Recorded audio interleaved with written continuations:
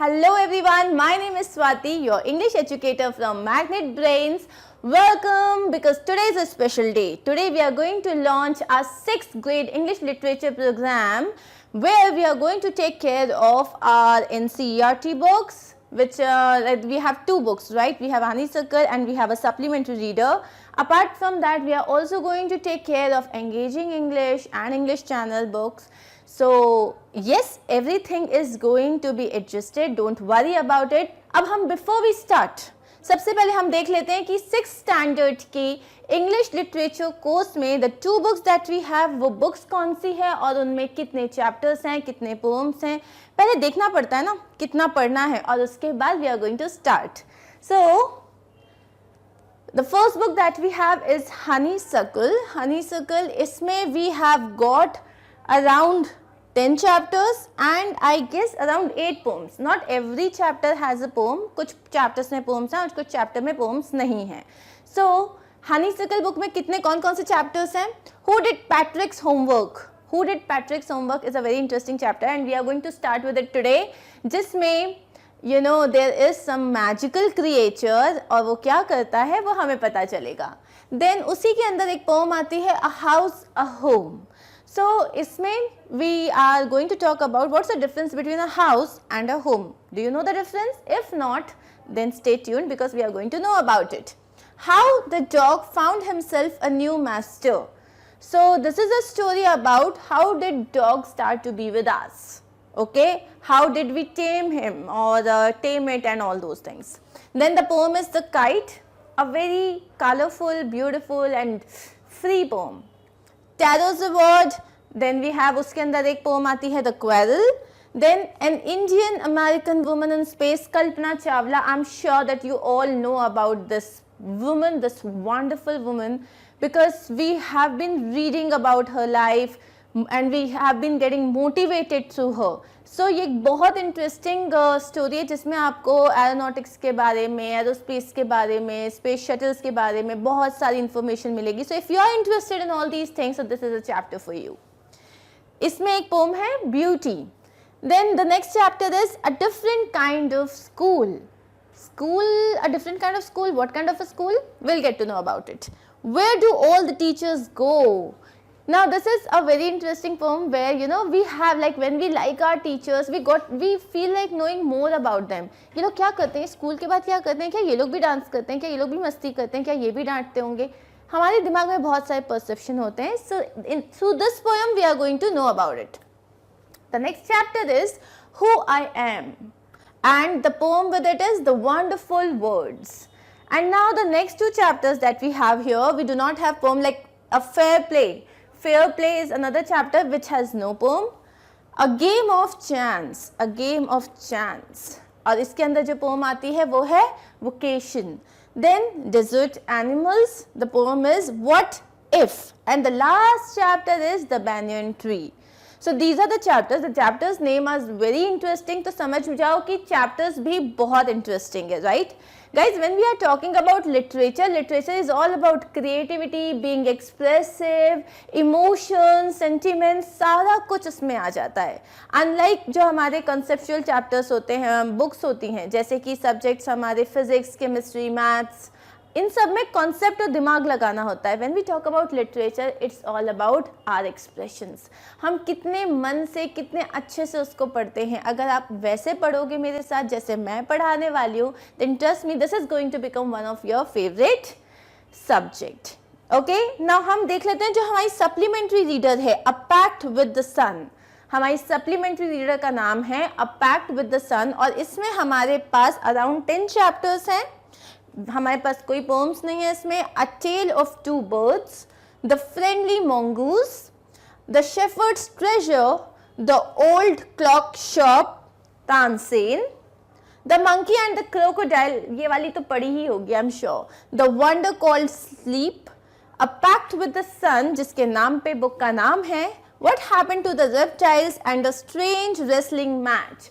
So ये हो गई हमारी दोनों बुक्स जिनको हम अभी टैकल करेंगे. There are other books as well जो कि बाकी स्कूल्स में भी चलती है. इंगेजिंग इंग्लिश है, इंग्लिश चैनल है, these books we are going to handle once we are done with these two books. Okay, so 6th grade को हम पूरा कवर करने वाले हैं एंड ये दोनों बुक्स को हम पहले कवर करेंगे. अब हम पढ़ने कैसे वाले हैं?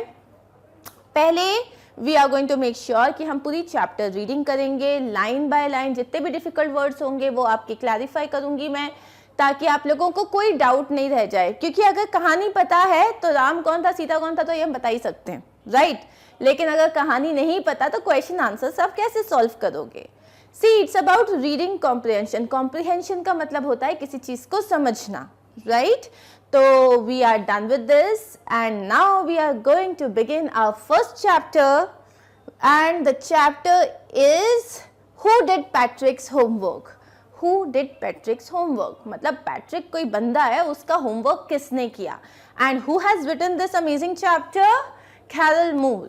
Carol Moore ने ये जो चैप्टर है वो लिखा हुआ है एंड ये चैप्टर बहुत इंटरेस्टिंग है. अच्छा, before I start this chapter, कितने ऐसे लोग हैं जिनको होमवर्क करना बिल्कुल पसंद नहीं है, जिनको ऐसा लगता है हमें से बस बुलवा लो, लिखवाओ मत मुझसे, या जिनको पढ़ाई से दूर दूर तक कोई इंटरेस्ट नहीं, उनको लगता है बस मुझे क्रिकेट खिला लो, मुझको वो क्या पिड्डू खेलते हैं, आई नो ये सारे जो गेम्स होते हैं, सारे गेम्स खिलवा लो, बातें करवा लो, लेकिन होमवर्क मत करवाओ. अगर ऐसा है तो you will also feel and wish कि कोई एक मैजिकल क्रिएचर आ जाए मेरे पास और वो मेरा पूरा होमवर्क कर दे. लगता है ऐसा कि यार दीदी कर दो ना, भैया कर दो ना. ये लोग लेकिन भाव खाते हैं, करते भी नहीं है. सो अगर कुछ ऐसा आ जाए तो कैसा रहेगा? So let's start reading this chapter. Before you read here, do you like homework? मेरे पास बहुत सारे आंसर्स आएंगे. No. Do you do it yourself? Unfortunately, yes. Or do you get help? Yes, we do get help from our tuition teachers, from our mamas, and especially जब हमारा work complete नहीं होता है और नेक्स्ट डे हमको अपनी जो notebook होती है वो चेकिंग पे देनी होती है, तो लास्ट मोमेंट पे मम्मा लिख रही होती है, right? Now, what homework do you usually have? कैसा होमवर्क होता है? होमवर्क होता है मैथ्स की पूरी एक्सरसाइज करना है, इंग्लिश में ऐसे लिखना है, कोई पैराग्राफ राइटिंग का होमवर्क होता है, different types of homework, specially writing work, right? लिखते रहो एंड ये दोनों उंगलियां इतनी दुख जाती हैं कि ऐसा लगता है कि Y man why. Now let's start reading. Patrick never did homework. Too boring, he said. He played hockey and basketball and Nintendo instead. His teachers told him, Patrick, do your homework or you won't learn a thing. And it's true, sometimes he did feel like an ignoramus. But what could he do? He hated homework. अच्छा guys, here when we are learning English literature अगर हम पढ़ रहे हैं तो remember कि मस्ती तो होगी, बहुत सारी मस्ती होगी, बट हम सबको आज की डेट में बहुत अच्छी इंग्लिश बोलना आना चाहिए अगर if we have to face the world, because English is kind of an official language अब, ठीक है? सो जो भी नए वर्ड्स होते हैं, try to use it in your daily life. Try करना कि ये जो वर्ड्स हैं, क्योंकि मीनिंग्स तो हम बहुत अच्छे से समझ लेंगे एंड आई एम श्योर दिमाग में बैठ भी जाएंगे. सो यूज़ करना उनको अपनी डेली लाइफ में, तो वोकैबुलरी बहुत अच्छी हो जाएगी and you will be the star of the class. So Patrick कभी अपना होमवर्क नहीं करता था. What did he used to say? He used to say, "Oh, too boring." He played hockey and basketball. क्या मजा आता था उसको, गेम्स खिला लो बस. Hockey, basketball and Nintendo. Nintendo क्या होता है? Nintendo is a video game. You must know it. His teachers told him. Teachers क्या कहते थे? Patrick, do your homework. या तो अगर तुम अपना होमवर्क नहीं करोगे तो तुम्हें कुछ नहीं आएगा. You would not learn a thing. And it's true, कभी कभी उसको फील भी होता था that he is like an ignoramus मतलब an ignorant person who lacks education. एक बंदा जिसके पास, जो एजुकेटेड नहीं है, जिसको नहीं आता. सो अगर मान लो 5th स्टैंडर्ड में उसे प्लस माइनस करना भी नहीं आता, तो you would call him as an ignoramus person. Okay, like an ignoramus ये एक नाउन की तरह यूज होगा. You say he is ignoramus. Okay, और एन इग्नोरेमस पर्सन नहीं बोलेंगे, एडजेक्टिव की तरह यूज नहीं करेंगे, हम इसे नाउन की तरह यूज करेंगे. But what could he do? He hated homework. लेकिन अब पैट्रिक क्या करे? उसको पढ़ना अच्छा नहीं लगता था, उसको होमवर्क करना अच्छा नहीं लगता था. अब टीचर्स कुछ भी बोले नहीं अच्छा लगता था, अब वो बेचारा क्या कर सकता था. Then one day he found his cat playing with a little doll and he grabbed it away. उसके बाद उसके पास एक छोटी सी कैट थी और उसने क्या देखा कि जो कैट है वो कोई के साथ छोटी सी डॉल के साथ खेल रही है और उसने तुरंत उस डॉल को हटा लिया, क्योंकि जो कैट थी वो उस डॉल के ऊपर चढ़ रही थी, एकदम अपने जो क्लॉज थे उसके साथ उससे खेल रही थी, तो उसने वो डॉल को हटा दिया। ग्रैब्ड इट अवे, ग्रैब करने का मतलब क्या होता है, सीज सडनली, एकदम से पकड़ लेना, ग्रैब कर लेना। Okay, to his surprise it wasn't a doll at all but a man of the tiniest size। लेकिन वो कोई डॉल नहीं थी, वो तो एक छोटा सा आदमी था, सबसे टाइनिएस्ट मतलब एक्सट्रीमली स्मॉल साइज का वो एक आदमी था। He had a little wool shirt with old-fashioned breeches and a high tall hat much like a witch's। अच्छा, ये जब चैप्टर हम पढ़ेंगे हम देखेंगे इसमें जो हमारे राइटर हैं उन्होंने बहुत सारे राइमिंग वर्ड्स यूज़ किए हैं, जैसे यहाँ पे जो है ब्रिचेस और ये विचेस, ये उन्होंने एक राइमिंग वर्ड यूज़ किया है। सो पोम नहीं है, चैप्टर है, लेकिन उन्होंने राइमिंग काफ़ी यूज़ करी हुई है। अब वो बंदे ने वो जो छोटू सा जो एल्फ टाइप का था, एल्फ का मतलब क्या होता है, जो मैजिकल क्रिएचर्स होते हैं वो बहुत टाइनी होते हैं, उनके पॉइंटेड ईयर्स होते हैं और दे हैव मैजिकल पावर्स। ठीक है, तो वो एल्फ था, वो एक छोटू सा बहुत टाइनियस्ट साइज का एक मैन था। वो कैसा दिखता था, क्या पहना था उसने एक लिटिल वूल शर्ट पहनी हुई थी, एक शर्ट पहनी हुई थी, वूल शर्ट पहनी हुई थी। वूल मतलब जो अपन ठंड में पहनते हैं। ओल्ड फैशन ब्रिचेस, ब्रिचेस क्या होता है, breaches for short trousers. The writer here spells it for fun to rhyme with the word breeches। तो it's not breeches, it's actually breeches, जिसका मतलब होता है trousers होते हैं, वो pants होती हैं वो, लेकिन just to rhyme with the word breeches उसने breeches किया उसको। He yelled, "Save me! Don't give me back to that cat! I will grant your wish, I promise you that." Now again listen, again it's rhyming. Save me! Don't give me back to that cat! I'll grant your wish, I promise you that। Okay, so यहाँ पे भी आपका जो ये cat है और ये that है वो राइम कर रहा है। तो उसने क्या बोला, प्लीज मुझे वापस उस कैट को मत दो, मैं तुम्हारी कोई भी विश ग्रांट कर दूंगा, एक विश मैं तुम्हारी ग्रांट करूंगा। एक जो ग्रांट करने का मतलब क्या होता है, देना, टू गिव। ओके, और वो उसने येल किया, मतलब वो जोर से चिल्लाया, please please please don't give me back to that cat, मैं तुम्हारी कोई भी विश पूरी कर दूंगा। तो उसने बोला ये तो बहुत अच्छी बात है। Patrick could not believe how lucky he was। उसको लगा oh my God, विश पूरी हो जाएगी मेरी। अच्छा, वो क्या विश मांगेगा, वो ऑब्वियसली कुछ तो बहुत ही रिलेटेड मांगने वाला है। Here was the answer to all his problems। सब बोलते थे होमवर्क करो होमवर्क करो होमवर्क करो। अब now he has finally got a solution to all his problems। So he said, only if you do all my homework till the end of the semester, that's 35 days। उसने बोला ओ ठीक है, तो मैं तुम्हें कैट को नहीं दूंगा, लेकिन सिर्फ और सिर्फ तब जब तुम मेरा होमवर्क करोगे, वो भी कब तक, सेमेस्टर खत्म होते तक। मतलब for the next 35 days you will have to do my homework। If you do a good enough job, I could even get A's। और उसने क्या बोला, और अगर तुम अच्छा काम करोगे, मेरा होमवर्क बहुत अच्छे से करोगे, तो हो सकता है मुझे ए ग्रेड भी मिल जाए। Okay, the little man's face wrinkled with a dish like a dishcloth thrown in the hamper। जैसे उसने बोला तुम्हें मेरा होमवर्क करना पड़ेगा, तो उसका फेस कैसा हो गया, रिंकल्ड हो गया। रिंकल्ड का मतलब जो ये आपके पूरे फेस पे फोल्ड्स आ जाते हैं जब आप परेशान होते हैं, उसे कहते हैं उसका पूरा फेस रिंकल्ड हो गया। कैसा रिंकल हुआ वो, like a dish cloth thrown in the hamper. मतलब जब आप कपड़े जब आप सुखाने के लिए जाते हो, तो जैसे आपने कपड़े निचोड़ दिए तो कैसे दिखते हैं, पूरे रिंकल्ड रिंकल्ड रहते हैं। हैम्पर मतलब क्या होता है, एक बास्केट में, तो बास्केट में जब आप डाल देते हो सुखाने के लिए, छत पे लेके जाते हो, उसके पहले कपड़े कैसे दिखते हैं, एकदम रिंकल्ड देते हैं ना, वैसा हो गया था उसका face.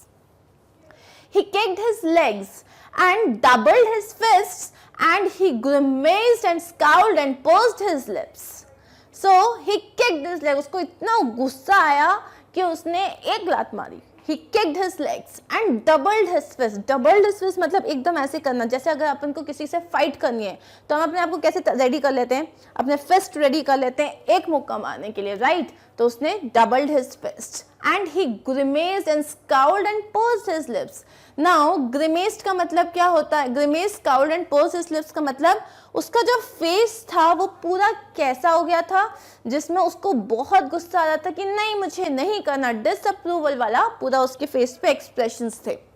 Oh, am I cursed? But I'll do it. उसको लगा अरे यार am I cursed मतलब क्या मैं श्रापित हूँ? क्या जिसको देखो मुझे यही काम बोलता है. मे बी उसको भी होमवर्क करना बिल्कुल पसंद नहीं था. उसने बोला या okay I will do it, बस मुझे उस कैट को मत देना. वाओ, जस्ट इमेजिन, होमवर्क भी करने को कोई मिल गया, वो भी मैजिकल क्रिएचर. अब तो फटाफट होमवर्क हो जाएगा, कुछ करना भी नहीं पड़ेगा, टीचर से डांटनी पड़ेगी, मम्मा पापा से डांटनी पड़ेगी. वाओ, पैट्रिक की लाइफ तो सॉर्टेड थी boss. And true to his word, that little elf began to do Patrick's homework. अब वो उसने जो प्रॉमिस किया है वो तो निभाना पड़ेगा, राइट? ये सलमान खान का कमिटमेंट था. तो पैट्रिक जो था उसका काम, उसका पूरा होमवर्क ये एल्फ करने लग गया. Elf, I have already told you what is elf, a supernatural creature of folk tales. मतलब कहानियों में ये होता है, typically represented as a small, delicate, elusive figure in human form with pointed ears, magical powers and a capricious nature. So basically इसको अगर मैं normal in like layman language में बताऊँ, layman language मतलब जो हमें समझ में आ जाती है कि एल्फ एक छोटा सा क्रिएचर, बहुत टाइनी होते हैं, पॉइंटेड ईयर्स होते हैं, बहुत इंटेलिजेंट होते हैं और उनमें मैजिकल पावर्स होते हैं, राइट? तो अब उस एल्फ ने उसका होमवर्क करना स्टार्ट किया. Except there was one glitch. बस एक छोटी सी प्रॉब्लम थी, ज्यादा सब कुछ ठीक था, बस एक ग्लिच था. ग्लिच का मतलब क्या होता है? जैसे मशीन में कोई फॉल्ट आ जाता है, ठीक है, कोई एक प्रॉब्लम आ जाती है, उसे हम ग्लिच कहते हैं. ग्लिच क्या था? The elf didn't always know what to do and he needed help. अब प्रॉब्लम ये थी कि एल्फ को सब कुछ आता नहीं था, उसको हमेशा पता नहीं होता था उसे क्या करना है और उसको हेल्प चाहिए होती थी. Help me he would say. तो जैसे उसको समझ नहीं आता था कि यार होमवर्क कैसे करना है, तो he would start yelling help me and Patrick would have to help. और पैट्रिक को हेल्प करना पड़ता था इन whatever way, हर तरीके से हेल्प करना पड़ता था. अब इसका एग्जाम्पल समझो कि मान लो तुमने किसी को बोला कि यार तुम मेरी प्लीज़ होमवर्क में हेल्प करो. उसने बोला हाँ ठीक है. तुमने बोला ये मैथ्स के सारे क्वेश्चंस करना. उसने बोला हाँ ठीक है मैं सब कर दूंगा. और उसके बाद बोलता है अच्छा वो सब तो ठीक है, एडिशन नहीं आता मुझे, हाँ सब्ट्रैक्शन नहीं आता मुझे, ये टेबल्स क्या होते हैं. तो फिर क्या करना पड़ेगा? उसको सब बताना पड़ेगा. एक तरीके से होमवर्क तुम्ही को करना पड़ेगा. Now something like that happened with Patrick. I don't know this word. The elf squeaked while reading Patrick's homework. उसने चिल्लाया. स्क्वीक मतलब एकदम जोर से चिल्लाना कि अरे मुझे तो ये वर्ड पता ही नहीं है, मैं तुम्हारा होमवर्क कैसे करूं. Get me a dictionary. और उसने बोला तुम मेरे लिए डिक्शनरी लेके आओ क्योंकि मुझे इस वर्ड का मीनिंग नहीं पता. No, what's even better, look up the word and sound it out by each letter. उसने बोला कि यार एक काम करो तुम डिक्शनरी लेके आओ. फिर उसने बोला नहीं डिक्शनरी लेके मत आओ, तुम बेटर काम करो, तुम डिक्शनरी लेके भी आओ, वो वर्ड को ढूंढो भी और मेरे लिए उसे पढ़ के भी बताओ. तो अब ये पूरा काम जो है ये पैट्रिक जी के माथे आ गया. When it became to maths, अब जब मैथ्स की बारी आई, Patrick was out of luck. Patrick का तो एकदम कोई मतलब ही नहीं था एल्फ को रखने का. What are times tables? The elf shrieked. तो उसने क्या किया? जोर से चिल्लाया. वो ये टाइम्स टेबल्स क्या होते हैं? मतलब जो हमारे टेबल्स होते हैं 2 2 4 2 3 6, ये टाइम्स टेबल्स क्या होते हैं? We elves never need that. हमें तो कभी जरूरत ही नहीं पड़ी इनकी. And addition and subtraction and division and fractions, ये क्या होता है ये सब? Addition, subtraction, division, fraction. Here, sit down beside me. You simply must guide me. तो उसने बोला ये सब क्या होता है? मुझे तो नहीं आता, तुम बैठो मेरे बगल में और सिखाओ मुझे, बताओ मुझे क्या करना है. Elves know nothing of human history. To them it's a mystery. उन्होंने अब पहला तो आ गया इंग्लिश, भाई साहब को समझ ही नहीं आए, वर्ड्स ही नहीं आए. दूसरा मैथ्स, ये एडिशन क्या होता है, सब्ट्रैक्शन क्या होता है, मल्टीप्लिकेशन क्या होता है, डिवीजन क्या होता है, ये भी नहीं आया. अब बोलता है ये हिस्ट्री क्या होती है. हिस्ट्री तो एल्फ्स के लिए हमेशा एक मिस्ट्री थी. And then so the little elf already a shouter just got louder. वो ऑलरेडी चिल्लाता था, वो और जोर से चिल्लाने लगा. ये क्या होता है? Go to the library. I need books. उसने बोला ये क्या है हिस्ट्री, मुझे तो समझ ही नहीं आ रहा. अभी के अभी लाइब्रेरी जाओ, मेरे लिए बुक्स लेके आओ. more and more books and you can help me read them too. तो मेरे लिए बुक्स भी लेके आओ और फिर मेरे साथ उसको रीड भी करो. ओ भाई साहब, ये कौन किसका होमवर्क कर रहा है समझ में नहीं आ रहा है यहाँ पे. As a matter of fact, every day in every way that little elf was a nag.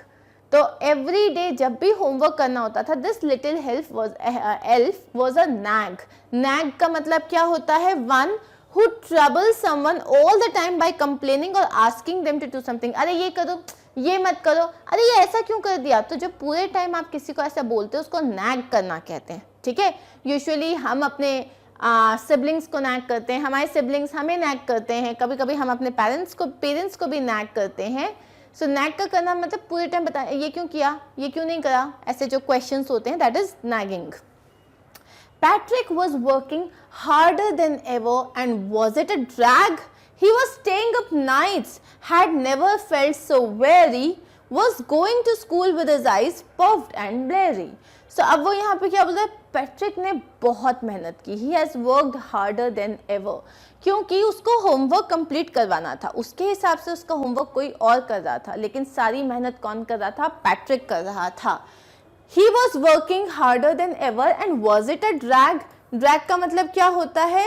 Something which is totally uninteresting, boring. Okay? He was staying up nights. अब होमवर्क को खत्म करने के लिए वो रात भर जाग रहा था. Had never felt so weary. उसने कभी फील नहीं किया था कि ये इतना थकाने वाला होगा. Weary का मतलब क्या होता है? एकदम टायर्ड. अब रात भर लिख रहा है वो, इतना लाइब्रेरी जा रहा है, वर्ड मीनिंग्स देख रहा है, तो उसको बहुत ज़्यादा थकान हो रही थी. Was going to school with his eyes puffed and blurry. और वो कैसे जाता था अपने स्कूल? एकदम उसकी जो आंखें होती थी वो एकदम मोटी मोटी हो गई थी क्योंकि वो सो नहीं पा रहा था. एंड ब्लेरी, ब्लेरी का मतलब क्या होता है? जो कि बहुत डल सा लुक आ जाता है.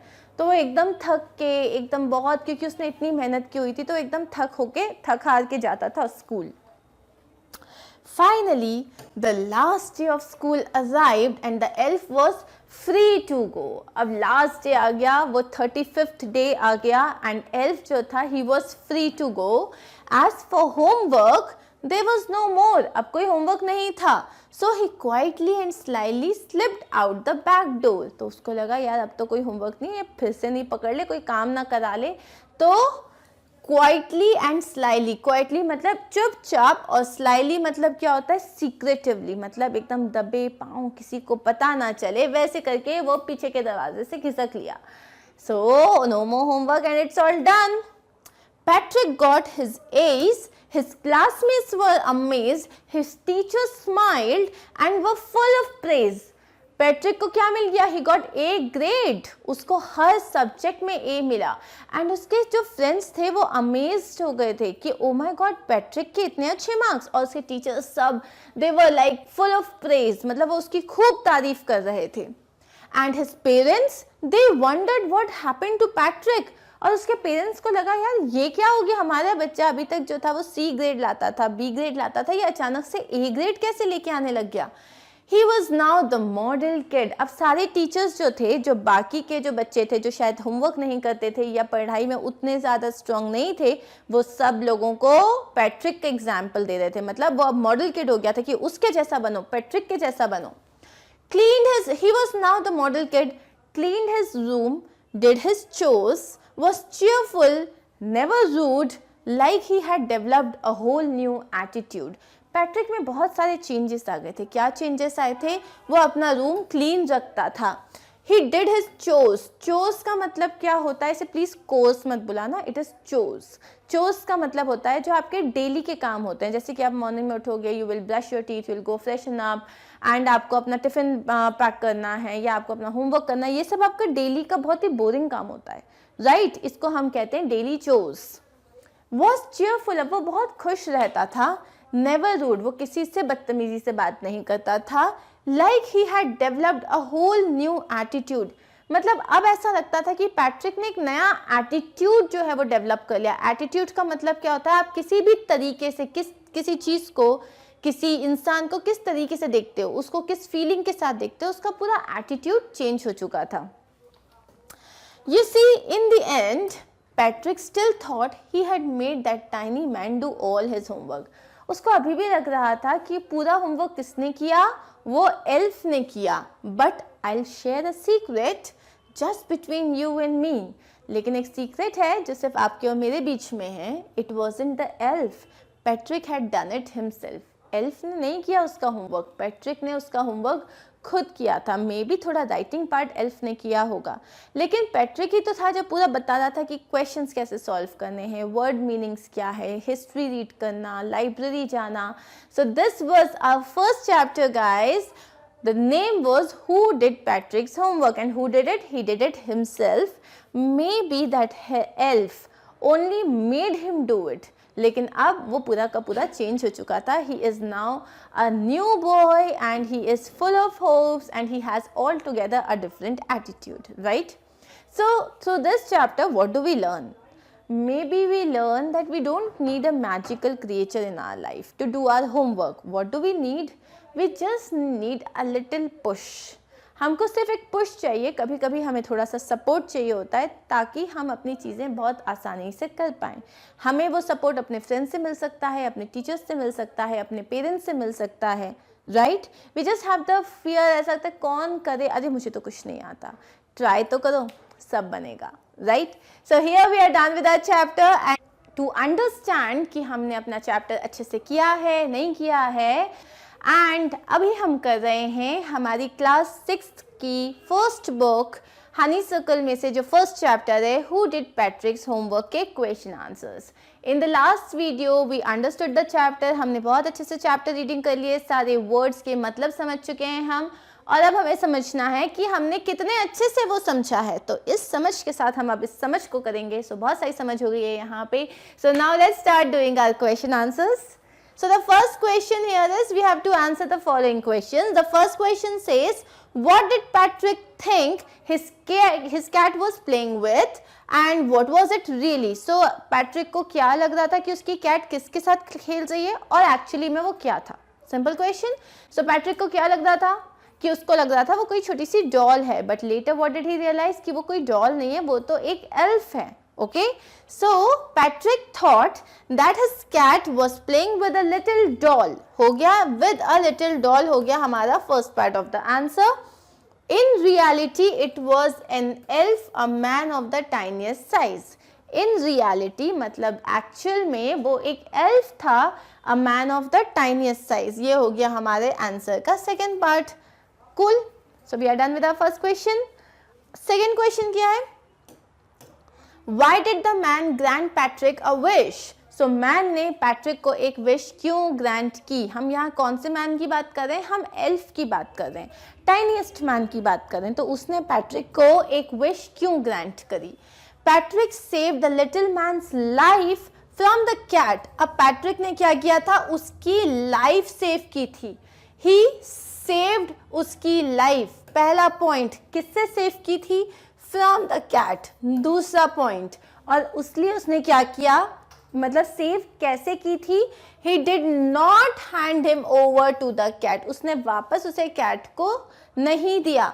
तो ये तुम्हारा हो गया, उसने सेव किया था, उसकी लाइफ सेव की थी. कहाँ, किससे सेव की थी? कैट से सेव की थी, एंड उसने उसे वापस कैट को नहीं दिया, ऐसे सेव की थी. हो गया. अब क्या है, उसने उससे विश क्यों ग्रांट की? Out of gratefulness.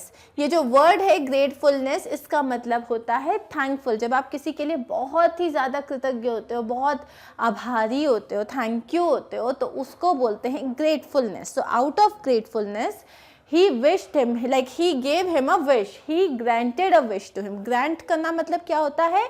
देना. सो हम एक बार इस आंसर को फिर से समझ लेते हैं.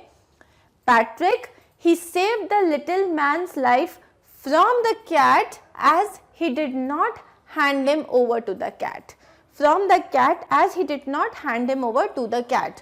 Out of gratefulness, the elf promised to grant a wish to Patrick. Out of gratefulness मतलब वो बहुत grateful था, इसीलिए उसने पैट्रिक को एक wish grant करी. I hope आंसर आ गया होगा समझ में. अब हम आगे से थर्ड क्वेश्चन देखते हैं. What was Patrick's wish? Patrick की विश क्या थी? Patrick hated doing his homework. उसको अपना होमवर्क करना बहुत खराब लगता था. जब सबसे पहले हमने पहला पॉइंट बता दिया. सेकेंड पॉइंट क्या है? So when the little man promise to grant him a wish, तो जब वो लिटिल मैन ने उसको प्रॉमिस किया कि वो उसको एक विश ग्रांट करेगा, पैट्रिक ने क्या बोला? He asked the elf to do all his homework, उसने उसको होमवर्क करने को बोला, कितने दिन के लिए? 35 डेज के लिए, until the end of semester. मतलब उसने बोला तो तुम मेरे को जो विश दे रहे हो वो ये दो कि मेरा पूरा होमवर्क करो 35 डेज तक, मतलब सेमेस्टर खत्म होते तक। Okay, so these are the keywords here. हम फिर से देखते हैं इस आंसर को कैसे पढ़ना है। Patrick hated doing his homework, so when the little man promised to grant him a wish, Patrick asked the elf to do his homework for 35 days till the end of the semester. Done? चलो अब next question देख लेते हैं। In what subjects did the little man need help to do Patrick's homework? कौन कौन से वो subjects थे जिसमें पैट्रिक को हेल्प, मतलब जो एल्फ था उसको पैट्रिक की हेल्प चाहिए थी? कौन कौन से सब्जेक्ट्स में चाहिए थी? सो ही नीडेड इन इंग्लिश, क्योंकि उसको वर्ड्स के मीनिंग नहीं पता थे, मैथ्स क्योंकि उसको किसी भी तरीके के कैलकुलेशंस नहीं आते थे, और history because it was a mystery for him, right? तो देख लेते हैं। The little man was particularly weak, वो किस किस सब्जेक्ट में वीक था? In English, maths and history. Hence he asked Patrick's help while doing the homework of these subjects। ये पूरा हमने क्वेश्चन से लिया, इसलिए उसको पैट्रिक की हेल्प चाहिए थी इन सब्जेक्ट्स का होमवर्क करने के लिए। Okay, now let's see the next question. How did Patrick help him? अब पैट्रिक ने उसकी हेल्प कैसे करी थी? Patrick sat beside the little man, वो उसके बगल में बैठ जाता था, ये हो गया पहला point. And stayed up late nights, वो रात भर जागता था। To guide him while doing the homework, क्यों जागता था? उसको बताने के लिए कि होमवर्क कैसा करना है, उसको गाइड करने के लिए। He brought books from the library, ये वाला पॉइंट भी हम लिखेंगे कि वो लाइब्रेरी से बुक्स लेके आया था। And read out those books to the little man, और पूरे जो बुक्स थे वो उस एल्फ को पढ़ पढ़ के बताता था। रेड आउट का मतलब क्या होता है? पढ़ पढ़ के बताना। सो पैट्रिक ने उसकी हेल्प कैसे करी? पैट्रिक ने उसकी हेल्प की, फर्स्ट वो उसके बगल में बैठ के पूरा काम कराता था। सेकंड, वो रात में काफ़ी लेट तक जागता था उसके साथ, उसको होमवर्क में गाइड करने के लिए। वो लाइब्रेरी से बुक्स लेके आता था एंड देन वो बुक्स को लाउडली रीड करता था, ताकि जैसे इंग्लिश की बुक हुई या हिस्ट्री की बुक हुई तो वो उसको लाउडली रीड करता था, so that elf would be able to understand. Okay, next question देख लेते हैं। Who do you think did Patrick's homework? The little man or Patrick himself? Give reason for your answer. तुम्हें क्या लगता है कि पैट्रिक का जो होमवर्क था वो किसने किया? लिटिल मैन ने किया या पैट्रिक ने खुद ने किया? So in reality Patrick did all the homework by himself. उसने पूरा होमवर्क खुद से किया। He had to help the little man over and over again. अब उसको बार बार उसकी हेल्प करनी पड़ रही थी। over and over again का मतलब होता है बार बार उसकी हेल्प करना, with proper guidance, उसको properly गाइड करना है। and brought books from the library to do his homework, और वो बुक्स भी लेके आया था ताकि उसका होमवर्क करा दे। अब एक बात बताओ, जैसे कि तुम लिख रहे हो, ओके, सपोज तुमको मैथ्स में कैलकुलेशंस करने हैं, तो पूरा कैलकुलेशन करके मैं दे रही हूँ, तुम सिर्फ कॉपी डाउन कर रहे हो, तो फिर होमवर्क कौन कर रहा है? होमवर्क तो मैं करा रही हूँ। अगर तुम्हें इंग्लिश का कोई स्टोरी रीड करके जाना है लेकिन तुमसे पढ़ते नहीं हो रहा है और पूरा जो प्रोनाउंसिएशन है वो मैं बता रही हूँ, वर्ड के मीनिंग्स मैं बता रही हूँ, तो होमवर्क कौन कर रहा है? होमवर्क तो मैं कर रही हूँ। इसी तरीके से पैट्रिक ने उसको इतनी हेल्प की थी कि कुल मिला के होमवर्क किसने किया? पैट्रिक ने होमवर्क किया था। Okay, so here we are done with our sixth answer. I hope you understood this. Now we are going to start working with language, which means अब हम अपना grammar portion start करने जा रहे हैं। बहुत easy है, don't worry, and it's very interesting as well. So let's begin. Fill in the blanks in the sentences below with the words or phrases from the box. अब हमें इसमें जितने भी आपको यहाँ पे जो phrases दिए हुए हैं या words दिए हुए हैं उनमें से उनको इनमें fill करना है, ठीक है? तो लेट्स पहले हम एक काम करते हैं, इन वर्ड्स के मीनिंग देख लेते हैं, समझ लेते हैं, उसके बाद हम सेंटेंसेस पे जाएंगे। पहला होता है out of luck. Out of luck मतलब कि मे बी आपका मतलब आप उतने लकी नहीं हो, या अब आपका लक निकल चुका है। जैसे हम बोलते हैं यार मैं एक चॉकलेट खरीदने गई थी या मैं कोई एक नोटबुक खरीदने गई थी and out of luck, I was out of luck, मतलब वो बुक या वो चॉकलेट मार्केट में थी नहीं, वो ख़त्म हो गई थी, तो आई वॉज आउट ऑफ लक, मेरा लक चला गया। सेकेंड है मिस्ट्री। मिस्टीरियस मतलब समथिंग जिसके अंदर कोई खुफिया बात छुपी हुई है, मिस्ट्री है उसमें, आप समझ नहीं पा रहे हो, जो कि normal human like beyond human health होता है। Then true to his word मतलब सलमान खान का commitment. True to his word का मतलब क्या होता है कि बॉस जो मैंने कह दिया एक बार तो फिर बस कह दिया बस कह दिया। चोर्स का मतलब क्या होता है, आपके डेली के काम, ओके, जो बड़े बोरिंग होते हैं लेकिन करने ही पड़ते हैं। सेमेस्टर का मतलब होता है आपका एक पूरा 3 मंथ्स का एक टाइम पीरियड, जैसे कि हम लोगों के हाफ ईयरली और टर्मिनल और फाइनल एग्जाम्स होते हैं, तो जो 3 मंथ्स का जो पीरियड होता है उसको हम कहते हैं सेमेस्टर। फिर आता है बिटवीन यू एंड मी, इसका मतलब तुम्हारे और मेरे बीच में, ये बात जो है basically it's between you and me, मतलब हमें ही करना है। And the last word is look up. Look up मतलब आप, he used to look up to me, जैसे अगर मेरा छोटा भाई है उसको अपना होमवर्क करना है तो he looks up to me, मतलब वो मेरे से हेल्प लेता है, वो मेरी तरफ देखता है नहीं होगा, इसका मतलब होता है कि आप उससे हेल्प ले रहे हो। ये समझ गए। अब हम इसमें सेंटेंसेस देखते हैं। Some people find household dash a bore but I like to help at home. Some people find household dash a bore. household के काम, तो यहाँ पे क्या आ जाएगा, chores, household chores. Who stole the diamond is still a dash. ये diamond किसने चुराया, ये अभी भी एक क्या है, आंसर होगा mystery. Next one is this dash we are going to have a class exhibition.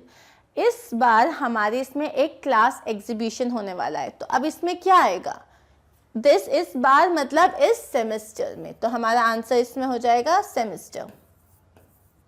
और मैं बहुत ही अमेजिंग राइटिंग में लिख रही हूँ क्योंकि मैं टेढ़ा लिख रही हूँ, कोई बात नहीं। अब नेक्स्ट देख लेते हैं। Dash the elf began to help Patrick. Dash the elf began to help Patrick, तो क्या आएगा इसमें, ट्रू टू हिज वर्ड, क्योंकि उसने जो बोला था, जो प्रॉमिस किया था वो उसने निभाया। Next one is can you dash this word in the dictionary. क्या तुम मेरे लिए ये वर्ड डिक्शनरी में ढूंढ सकते हो, तो look up is the answer. I started early to be on time but I was out of luck. क्यों, क्योंकि मैं लेट हो गया। There was a traffic jam. She says she's got a lot of books, but between you and me, I think most of them are borrowed. So let's see the answers. So हम यहाँ पे फटाफट सारे answers एक बार read कर लेते हैं। Some people find household chores a bore. Who stole the diamond is still a mystery. The semester we are this semester हम एक एग्जीबिशन करने वाले हैं। ट्रू टू हिज वर्ड, उसने उसकी हेल्प करना स्टार्ट किया। Can you look up this word in the dictionary for me. I started early to be on time, लेकिन मैं आउट ऑफ लक था और मैं लेट हो गया क्योंकि एक ट्रैफिक जैम था। She says she has got a lot of books but between you and me I think most of them are borrowed. But between you and me का मतलब मैं ये बता रहा हूँ, मुझे जो लगता है, तुम्हारे मेरे बीच की बात है, मुझे लगता है उसमें सारी की सारी उधार ली हुई है। So that is it. So we are done with our first question of our language part. अब हमारे पास आता है most interesting crossword which is my favorite. अब इसमें बहुत सारे words दिए हुए हैं हमको और हमको ये clues दी हुई हैं, accordingly हमें उसमें fill करना है। Very tired first, अच्छा ये होता है across, ठीक है, और आप लोग ने वैसे किया होगा बट मैं explain कर देती हूँ, और इसका मतलब होता है down। तो ये तुमको जो क्लूज दिए हुए हैं ये तुम्हें अक्रॉस के दिए। अगर 1 में अक्रॉस लिखा है तो ये है तुम्हारा 1 अक्रॉस, ये है तुम्हारा 2 अक्रॉस, ये है तुम्हारा 3 across. So you have to fill in the clues as per the directions, across में है या डाउन में है। सो हम एक बार क्लूज देख लेते हैं अपने, और मैंने ये अमेजिंग जो पेंटिंग बनाई हुई है मैं मिटा देती हूँ। Very tired and the word starts from this W. So if you remember, there was a word named as weary, W-E-A-R-Y, which उसका मतलब होता है extremely tired. Next देखते हैं क्या है हमारे पास. Had an angry look on the face. Second, अब उसके फेस पे एक बहुत ही ज़्यादा एंग्री लुक था. वो उस वर्ड का कौन सा वर्ड होगा? एस से स्टार्ट होता है और डी पे ख़त्म होता है. So let's see our answers quickly. Scolded मतलब ऐसे करके देखना कि ओह क्यों मुझे होमवर्क दे रहे हो. The next one is short trousers. So breeches, if you remember the word third में, the answer is breeches. Now next one is a fault in a machine that prevents it from working properly. एक fault क्या था उसका मतलब? glitch. So fourth का आ गया आपका glitch. Next one is a small and naughty boy fairy. A small and naughty boy fairy. इसको हम क्या कहते हैं? इसको हम कहते हैं elf. Okay? अब हम down के देख लेते हैं फटाफट. Work that must be done every day often boring, उसको हम कहते हैं चोज. सो ये आ गया हमारा 6th का आंसर, चोज. नेक्स्ट क्या है? A basket with a lid, hamper. ये आ गया हमारा 7th का आंसर, hamper. Next one is gave a short high pitched cry. तो इसका मतलब हो जाएगा श्रीक्ड. सो गाइज, अगर जब हमने चैप्टर रीड किया था हमने ये सारे वर्ड्स बहुत अच्छे से डिस्कस किए थे. तो if you remember that so आपको ये इजीली हो जाएगा. If you don't, please go back, understand the chapter, क्योंकि सारे वर्ड्स विद एग्जाम्पल्स हमने बहुत अच्छे से अंडरस्टैंड किए थे. Now let's see the next part which is speaking part. In the story, Patrick does difficult things he hates to do because the elf pretends he needs help. अब इसमें क्या है, जो पूरी जो हमारी स्टोरी है उसमें पैट्रिक को बहुत सारे मुश्किल काम करने पड़ते हैं जो उसे लगता है वो कर नहीं पाएगा, लेकिन एल्फ प्रिटेंड करता है कि उसको तो कुछ नहीं आता, तो वो इन अ वे पूरा काम उसी से करवाता है.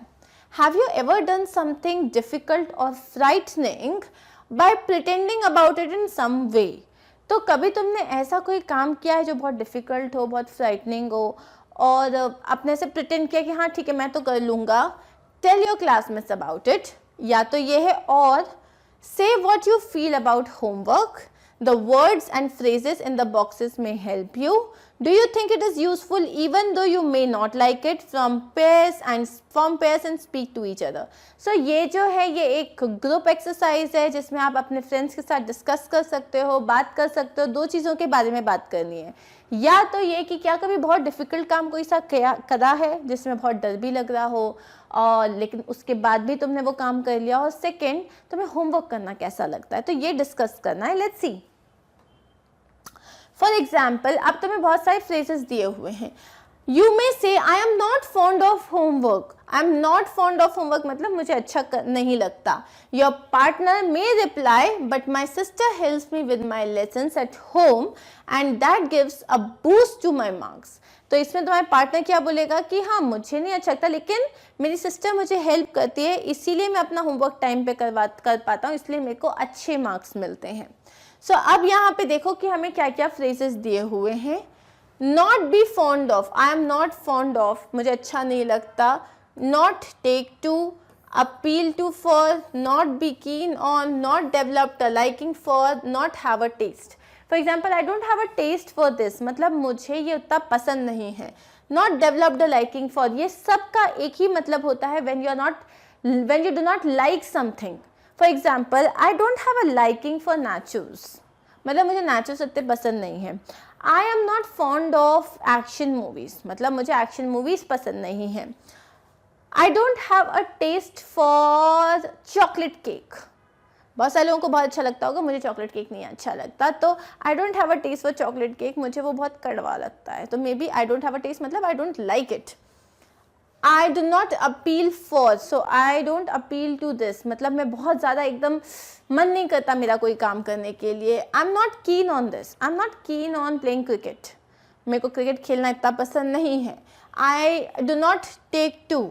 ओके, यहाँ पे इन सब वर्ड्स का मतलब क्या है कि मुझे ये पसंद नहीं है, तो इन वर्ड्स को यूज़ करते हुए तुम बोलोगे कुछ एंड देन तुम्हारा पार्टनर उसको रिप्लाई करेगा। सपोर्ट, हेल्प, जैसे मुझे अपनी दीदी से सपोर्ट मिल जाता है, हेल्प मिल जाती है, वो मुझे असिस्ट कर देती हैं, मतलब वो हेल्प कर देती हैं। बी अ बून, मतलब वो तो मेरे लिए एक आशीर्वाद है। विद द एड ऑफ, मतलब again help of. Give a boost to. So ये सब क्या है, तुम बोलोगे मुझे अच्छा नहीं लगता, वो दूसरा वाला बोलेगा हाँ मैं कर लेता हूँ, with the help of this, with the aid of this, with the boon of this. तो ये सारी चीज़ें इस तरीके से हमें लिखनी है। एक बार हम देख लेते हैं कैसे करना है इसे। So I am not fond of reading books, ये तुमने पहला बोला, तो तुम्हारा पार्टनर क्या बोलेगा? But my brother told me that reading books gives a boost to your vocabulary. So यहाँ पे हमें gives a boost हमने यहाँ पे यूज कर दिया और यहाँ पे हमने not fond of यूज किया था। सेकेंड देख लेते हैं। My friend is not so keen on scoring good grades in the exam. मेरी फ्रेंड इज नॉट सो कीन, मतलब उसको इतना कुछ है ही नहीं कि उसको बहुत अमेजिंग, उसको बस किसी भी तरीके से पास हो जाना है, ऐसे बहुत सारे लोग होते हैं। सो शी इज नॉट कीन in getting good marks, but My sister said that she would assist me in the lessons to score well. तो हमने यहाँ पे वर्ड यूज़ कर लिया है assist, कि मेरी सिस्टर ने कहा है वो मुझे असिस्ट करेगी मेरी प्रिपरेशंस में ताकि मुझे अच्छे ग्रेड्स मिल जाएं। I have not developed a liking for playing football. मैंने एक फुटबॉल के लिए, देखो I have not developed a liking मतलब मुझे इतना खेलना पसंद नहीं है। My partner what would he say? But My cousin assured me मतलब एक तरीके से विश्वास दिलाना, प्रॉमिस करना, that he will help me learn how to play football. मतलब मेरे को ज़्यादा लाइकिंग मतलब है नहीं मेरी, मेरे को ज़्यादा पसंद नहीं है, लेकिन मेरे पार्टनर ने क्या बोला कि मेरे को मेरे कज़न ने अश्योर किया है कि वो मुझे खेलना सिखाएगा। नेक्स्ट क्या है? My younger brother has taken to playing chess. Has taken to मतलब उसने स्टार्ट किया है। My younger brother has taken to playing chess, but my brother does not support me to play indoor games. अब यहाँ हमने negative बोला, वो मुझे सपोर्ट नहीं करता। Next one is I have appealed to my physical training teacher to allow me a day's break from the drill session. I have appealed का मतलब होता है रिक्वेस्ट करना, तो मैंने अपील किया है कि मुझे जो मेरी पूरी जो फिजिकल ट्रेनिंग जो चल रही है उसमें मुझे एक दिन का ब्रेक चाहिए ड्रिल सेशन में से। But playing outdoor games can be a boon for your health. Playing can be a boon मतलब ये तुम्हारे लिए आशीर्वाद हो सकता है, मतलब ये तुम्हारे लिए बहुत हेल्पफुल हो सकता है। बिकॉज जब हम आउटडोर गेम्स खेलते हैं तो हमारी फिजिकल एक्सरसाइज बहुत होती है, हम बहुत फिट रहते हैं, हमारा स्टैमिना डेवलप होता है। I have always had a taste for delicious food. मेरे को तो हमेशा से delicious food बहुत पसंद है, but my mother says that I should clean my bare hands with the aid of soap. लेकिन मेरी मम्मा बोलती है खाने के पहले अपने हाथ अच्छे से साबुन से धो लो। With the aid of soap मतलब with the help of soap and water bottle touching the food. That's it. So here we are done with this particular question. Now अभी हमने ये जब हम स्टोरी रीड कर रहे थे, at that time we discuss that this particular story has a lot of rhyming words, bleaches, witches and that and sat and all those things. So अब हमें इसमें आइडेंटिफाई करने हैं। This story has a lot of rhyming words as a poem does. Can you write some parts of it like a poem so that the rhymes come at the end of separate lines. अब उन्होंने बोला है क्या तुम इस chapter में से कुछ ऐसे लाइन्स निकाल सकते हो और क्या ऐसी पोम फॉर्म कर सकते हो ताकि वो पोम जैसी लगे, है तो वो चैप्टर लेकिन पोम जैसी लगने लग जाए। For example, Patrick never did his homework, too boring, he said, he played baseball and hockey and Nintendo instead. So ये said और instead ये राइम कर रहा है। सो अब हमें इसी तरीके से आइडेंटिफाई करने। The man of the smallest size, he was sincere and wise. ये हो गया। Patrick loved to play sports, not work. He wasted his time and had pending homework. Okay? The elf promised to help and wore a high tall hat. Patrick saved him from the naughty cat. So see all these words, ये सारे words आपके book में ही हैं, आपको सिर्फ identify करके लिखने थे जो कि राइम कर रहे हैं. Now look at these sentences. Too boring, he said. Cleaned his room, did his chores. Now, when we speak, we often leave out words that can easily be guessed. For example, too boring. For example, somebody said, hey, do you like to do your homework? Too boring. Now, do we say like this? No, we have to say, I find it very boring or I find it too boring. But हम क्या बोल देते हैं? Too boring. बस हम उसे complete sentence करते नहीं. Similarly, cleaned his room, did his chores. इसको एक्चुअली इंग्लिश में कैसे बोलेंगे? He had cleaned his rooms और he cleaned his rooms, he did his chores. लेकिन हमने नॉर्मली कैसे बोला? घर साफ कर दिया, काम कर लिए. ओके, सो जब हम बात करते हैं, when we speak we often leave out words that can easily be guessed. जैसे पता है ही आएगा यहाँ पे, तो जो इजीली गेस हो सकता है हम उन वर्ड्स को छोड़ देते हैं. We do not do this when we write. लेकिन जब हमें लिखना होता है तब हम ये काम नहीं करते unless we are trying to write as we speak. कब तक? जब तक जैसे मान लो मुझे exactly वैसे ही लिखना है जैसे मैं बात करती हूँ, तब तक मैं वो काम नहीं करूँगी. Now, so if we were to write carefully, अगर हमें यही दो sentences carefully लिखने हैं तो हम क्या करेंगे? Too boring. What is too boring? Homework is too boring. Cleaned his room, did his chores. He cleaned his rooms and did his chores. Okay. So now अब हमको क्या करना है? Rewrite the following incomplete sentences carefully so that the reader does not have to guess what is left out. अब ये जो हमको 4 sentences दिए हैं, इनको हमें वापस लिखना है complete sentence के साथ. जैसे more and more books. More and more books. मतलब I need more and more books. तो कैसे इसका आंसर आएगा? My sister loves reading more and more books. और the elf said that he needed more and more books. तो ये कैसे भी बना सकते हो, तो पूरा complete sentence बनाना है. Too difficult, maths is too difficult to understand, or my life is too difficult, or doing homework is too difficult. Just give a complete sentence. Next one is got up late, missed the bus. Got up late, missed the bus. I got up late, so I missed the bus. So last Friday, my brother got up late. He missed the bus for college. ठीक है? Next, last is solve the mystery. The detective solved the mystery of the crime scene. So very simple. आप ये sentences अपने आप से भी form कर सकते हो because the phrases are very easy.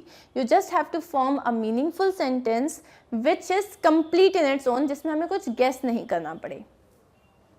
Okay?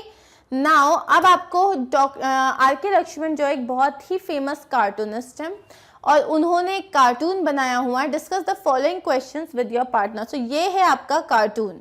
So there is this one uncle, then there is this another uncle and there is this boy who is like sitting on a study table and who is not doing any work and he is just lazily sitting there. So get on with your homework. The sums, the composition, history, geography, chemistry, physics, and stop reading the laws against child labor. So this person, maybe his father, what is he saying? That चलो अपना काम करना start करो, history करो, physics करो, geography करो, chemistry करो. And what is this boy reading right now? He is reading the laws against child labour. Child labour के अगेंस्ट में जो लॉज होते हैं वो रीड कर रहा है. So here we have to form some sentences and answer certain questions. So the first question is what is it about? ये जो पूरा जो आपने देखा अभी जो इमेज देखी, what is it about? It depicts a father. Depicts मतलब वो क्या समझाता है हमको? It depicts a father concerned for the betterment and improvement of his son. मतलब वो बोल रहे हैं अरे पढ़ाई कर लो, क्या पढ़े जा रहे हो. तो वो किस लिए? He is concerned for the betterment of his son. Do you find it funny? If so, why? So, do you find it funny? क्या तुमको ये इमेज जो है वो फनी लग रही है? Yes, the cartoon exhibits a funny tone. Exhibits मतलब क्या वो पोर्ट्रे कर रहा है, क्या वो बताना चाह रहा है, उसमें एक फनी टोन है. The father orders his son to finish his homework. Father ने ऑर्डर किया अपने बेटे को कि भैया तुम अपना होमवर्क खत्म करो, but he stops the boy from reading the laws against child labour. उन्होंने बोला नहीं होमवर्क करो, ये सब पढ़ने की जरूरत नहीं है. तो ये एक फनी टोन दे रहा है. Next one is, do you think a cartoon is a serious drawing? Why or why not? क्या तुम्हें लगता है कि जो कार्टून है वो बहुत ही ज़्यादा सीरियस ड्राइंग है? कार्टून सीरियस ड्राइंग हो सकती है? A cartoon mostly depicts the day-to-day activities of life with funny images. Cartoon में हमें जो हम नॉर्मली जो दिन में काम करते हैं, अपने डेली में जो काम करते हैं, वो इमेजेस होती हैं और वो भी बहुत फनी तरीके से पोर्ट्रे होती हैं. ऑल्दो जो अबव कार्टून है वो एक सीरियस ड्राइंग है. जो कार्टून है उसमें कोई हंस नहीं रहा, वो बहुत एक सीरियस ड्राइंग है, लेकिन उसके बाद भी it draws our attention to a common problem that affects one on all. वो हमारा अटेंशन लेके आता है एक कॉमन प्रॉब्लम है जो सब लोगों के लिए बड़ी ही कॉमन है, और इन अ वे वो एक funny tone provide. So we are done with our chapter भी खत्म, क्वेश्चन आंसर्स भी खत्म, लैंग्वेज पार्ट भी खत्म, स्पीकिंग पार्ट भी खत्म, सब खत्म. Right, I hope you understood this chapter. कोई भी डाउट होता है please make sure that you ask me in the comment box. And again, and today we are going to start the first poem, which is from our first chapter, and the name of the poem is A House, a Home. A house and a home. What is the difference? What is the difference between a house and a home? So यही difference हम समझने वाले हैं इस poem के through.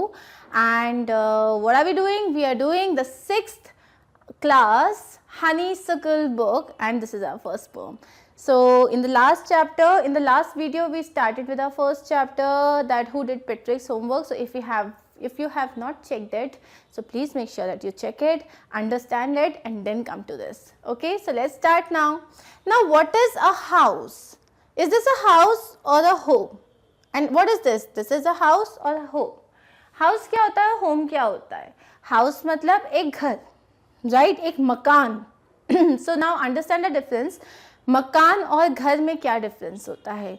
एक चार दीवारी होती है जहाँ पे आपके पास सामान रखा हुआ होता है, उसको आप मकान कहते हो. लेकिन जब आप अपनी फैमिली के साथ वहाँ रहने जाते हो, जब आप वहाँ पे हैप्पीनेस स्प्रेड करते हो, प्यार स्प्रेड करते हो, केयर स्प्रेड करते हो, उसको हम बोलते हैं एक घर.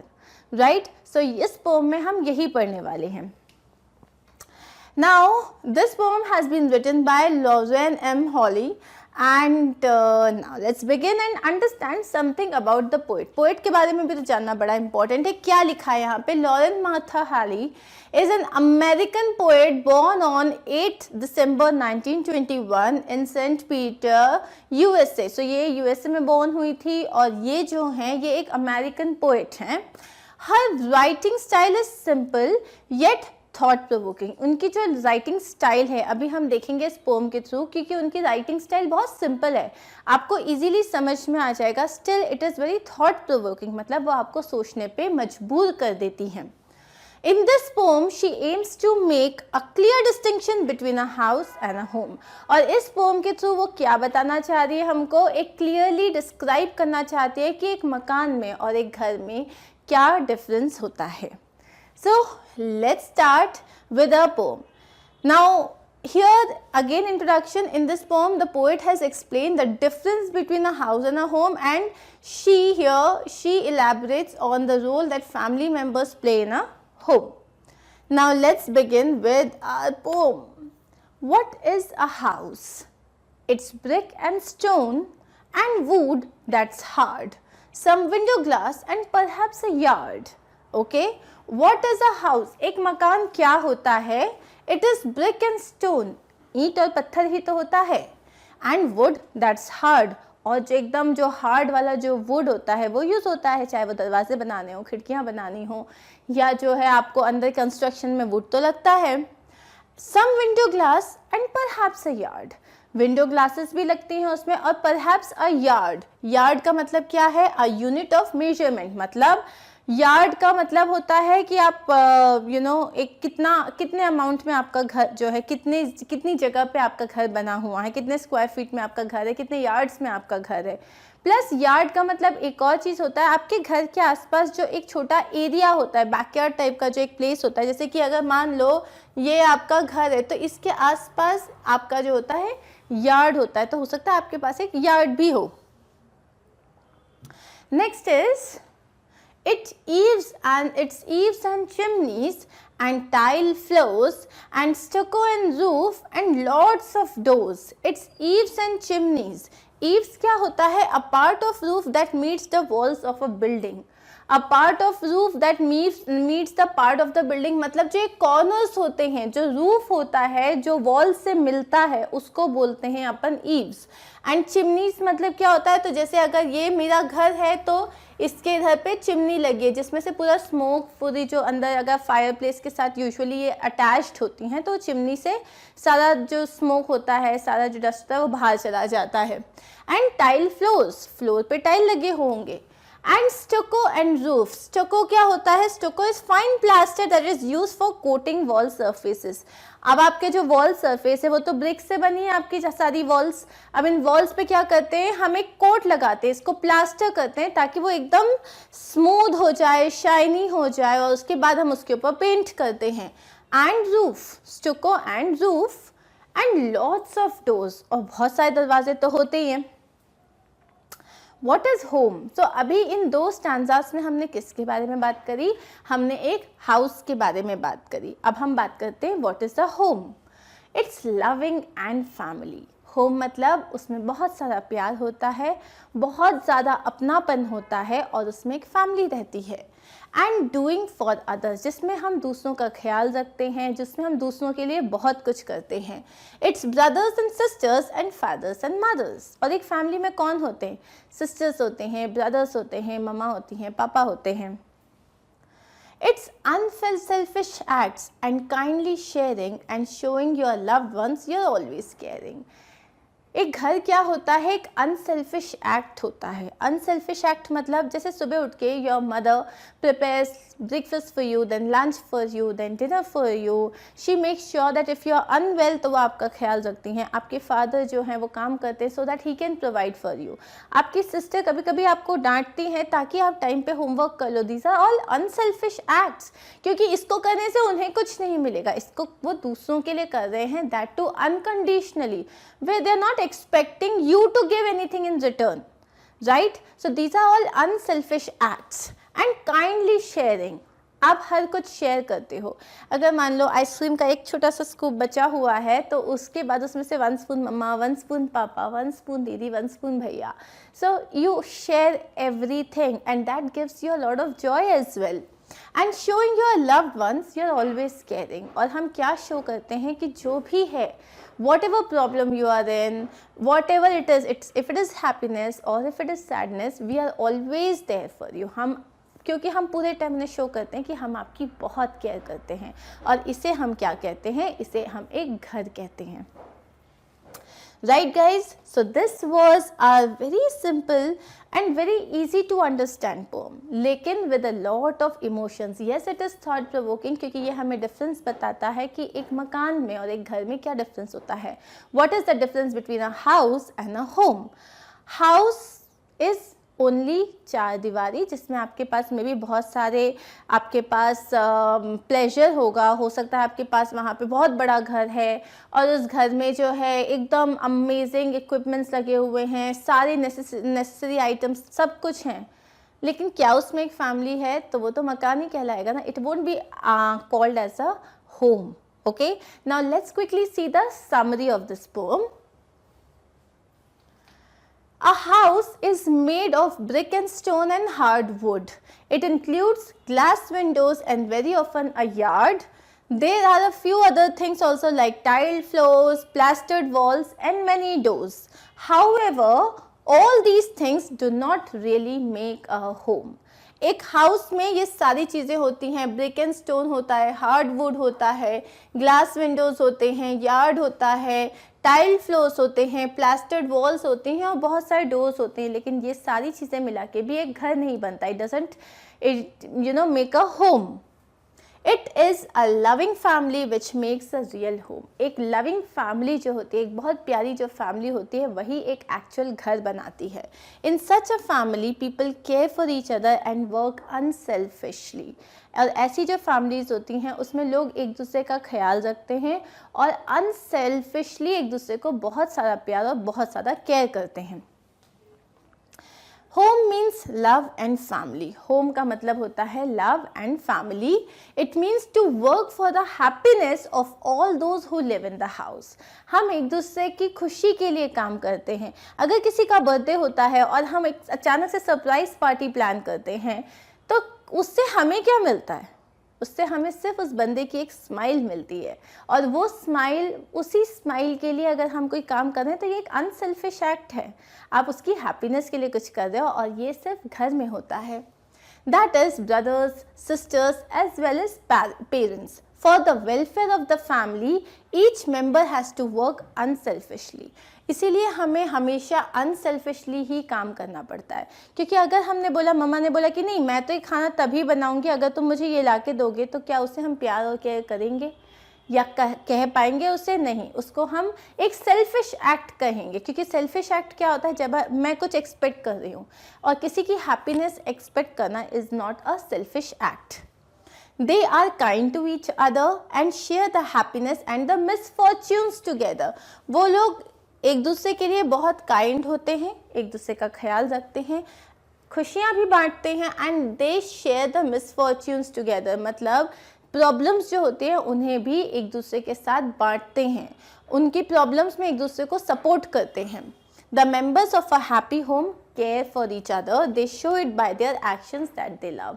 और ये बोलते नहीं है पूरे टाइम दैट अरे मैं तुमसे बहुत प्यार करता हूँ, मैं तुम्हारा बहुत ख्याल रखता हूँ.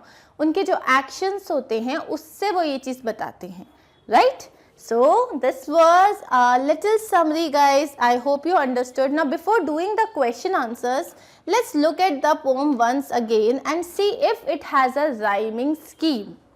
Okay, now when I talk about rhyming scheme क्या होती है? Rhyming scheme मतलब हम कोई भी जो हमारी पोम होती है उसके लास्ट के वर्ड्स देखते हैं. ठीक है? अब उसमें एक राइमिंग स्कीम को पुट अप करते हैं. राइमिंग स्कीम को हम कैसे पुट अप करते हैं? जैसे हाउस. सब फर्स्ट वर्ड, जितना भी कोई भी पोम की जो फर्स्ट लाइन का जो लास्ट वर्ड होता है उसको तुम मान लो ए. ठीक है? अब हाउस के बाद है सेकेंड लाइन का लास्ट वर्ड क्या है? स्टोन. अब हाउस और स्टोन क्या ये आपस में राइम कर रहे हैं? क्या इनका साउंड सेम है? नहीं है. तो ये क्या हो जाएगा? बी. अब हार्ड, क्या ये इन दोनों में से राइम कर रहा है? ए से मैच है या बी से मैच है? नहीं. तो ये हो जाएगा सी. अब ग्लास, क्या ये किसी से मैच कर रहा है? नहीं. तो इसको हम लिख देंगे डी. एंड यार्ड, अब ये यार्ड मैच कर रहा है हार्ड से, सो इसको हम लिख देंगे सी. तो क्या हुआ rhyming scheme? A B C D C. Okay, so that is the rhyming scheme. इसको हम एक काम करते हैं, दूसरे स्टैंजा से भी चेक करते हैं. ठीक है? So it eaves and chimneys and tile floors and stucco and roof and doors. So again if you will see here, ये हो गया तुम्हारा A, ये हो गया तुम्हारा B. Roof is again different but doors and floors they sound same, इसीलिए ये भी हो जाएगा B. Understood? So इस तरीके से हम राइमिंग स्कीम को डिस्कस करते हैं. Now अगेन अब हम इसमें आगे चलते हैं और इसमें हम इसके क्वेश्चन आंसर्स फटाफट डिस्कस कर लेते हैं. Now working with the pome, और इसके क्वेश्चन आंसर्स बहुत सिंपल है तो हम फटाक से कर लेंगे. Do you agree with what the poet says? Talk to your partner and complete these sentences. अब पोएट ने जो भी इस पूरी पोम में कहा है, do you agree with it? Yes, there is a difference between a house and there is a difference between a home. एक घर और एक मकान में डिफरेंस होता है. Do you agree? येस और no? So now this is something that you have to do with your partner and here I am your partner, so let's do this together. A house is made of stone and bricks. It has, a home is made up by, it has. So let's see the answers quickly. A house is made of lifeless stone and brick. So ये हमने pome से ही लिया है. It has glass windows, a courtyard, chimneys, tile floors, doors and a roof. घर में जो जो भी होती है वो चीज़ें हमने लिख दी हैं. A home here is made by loved ones, comprising caring parents and children. इसमें क्या होता है? घर में क्या होता है? loved ones होते हैं, मतलब आप जिनसे प्यार करते हो. comprising का मतलब उसमें कौन कौन है? उसमें caring parents होते हैं and उसमें children होते हैं. It has family members who understand and care for each other selflessly. इसको आप अपने वर्ड्स में भी लिख सकते हो, ओके, बट लिखना यही है कि घर में क्या होता है और एक मकान में क्या होता है। Now let's look at the second question. Now complete these sentences about your house and home. अब आपको ये अपने घर के बारे में लिखना है कि आपका हाउस कैसा है और आपके घर के बारे में सबसे अच्छी बात क्या है।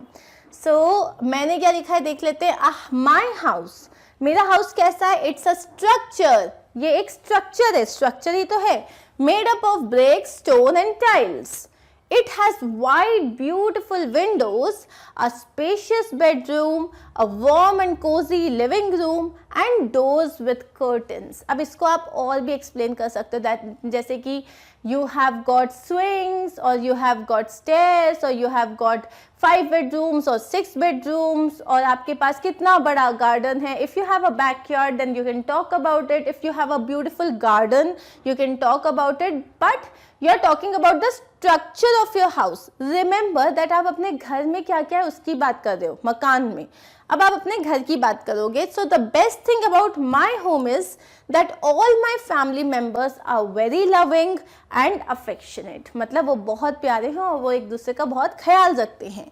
We care for each other and avoid misunderstandings or quarrels among us. तो हम एक दूसरे का बहुत ख्याल रखते हैं. We care for each other और हम अवॉइड करते हैं कि कोई मिसअंडरस्टैंडिंग्स ना हो या कोई झगड़ा ना हो. देखो झगड़ा हर घर में होता है, मम्मा पापा का होता है, भाई बहन का होता है, सिस्टर्स का होता है, ब्रदर्स का होता है. झगड़ा होता है because we have different thought process. हमारी सोच अलग है, हमारा तरीका चीज़ों से डील करने का अलग होता है. लेकिन उसके बाद भी हमको सामने वाले की ओपिनियन को थोड़ी सी रिस्पेक्ट देनी होती है. अगर हम वो रिस्पेक्ट देंगे, उसको समझने की कोशिश करेंगे, तो हमको कभी कोई इश्यूज़ नहीं आएंगे. राइट? चलो हम आगे बढ़े. Here is your first question. Patrick never did his homework because Patrick अपना होमवर्क कभी नहीं करता था. Why? Because he loved to watch TV. उसे टीवी देखना बहुत पसंद था. He enjoyed parties. उसे पार्टीज करना बहुत पसंद था. He hated homework और he was lazy. What is the answer? क्या है answer? Because he hated homework. उसे होमवर्क बिल्कुल पसंद नहीं था. Second is, what did the tiniest man do when Patrick asked the little man to do all his homework? अब जैसे ही उसने वो जो tiniest man था, elf था, उसको जैसे ही कहा कि okay, I will save you, but तुम्हें मेरा homework करना पड़ेगा. जब वो उसको wish grant करता है तो उस wish में जैसे ही वो कहता है कि you will have to do my homework, तो tiniest man क्या करता है? Kicked his leg, वो अपना लेग बहुत जोर से किक करता है. Doubled his fist, मतलब अपने फिस्ट को ऐसे बांध लेता है. Grimaced and scowled, this is known as a scowl. तो उसने क्या किया था? He kicked his leg. उसने जैसे अपन बोलते हैं ना धत तेरी की करके उसने अपना लेग किक किया था. The little elf asked Patrick to. अब वो जो little elf था उसने पैट्रिक से क्या कहा था? Sit down beside him and must guide him when he did homework. उसको कहा था कि तुम मेरे पास बैठो और मुझे गाइड करो जब मैं होमवर्क कर रहा हूँ. Patrick stands beside him and must help him to play games. Patrick उसके साथ खड़ा रहे और उसको गेम खेलने में हेल्प करे. या Patrick doesn't guide him when he did Patrick's homework. या उसने ये कहा था कि जब वो उसका होमवर्क कर रहा है तो पैट्रिक उसे बिल्कुल हेल्प ना करे, बिल्कुल गाइड ना करे. What is the answer? I'm sure you know the answer. The answer is A. कि whenever he is doing the homework, तब पैट्रिक उसके साथ में बैठा रहे और उसको होमवर्क में गाइड करे, हेल्प करे. What did the little man say to Patrick? अब वो जो little man था उसने पैट्रिक से क्या कहा था? To save him from a dog या a rat, cold या cat. किससे बचाना था उसको? A cat. So now who praised Patrick when he did his homework? Patrick की किसने तारीफ करी जब उसने उसका होमवर्क किया था? The answer is उसके टीचर ने. Clear? Next question is the tiniest elf of men wore a little. ये जो tiniest elf था या हम जिसको tiniest man कहते हैं उसने क्या पहना हुआ था? Wool shirt? Yes. Old fashioned breeches? Yes. A high tall hat? Yes. So the answer would be all of these. Clear? Next.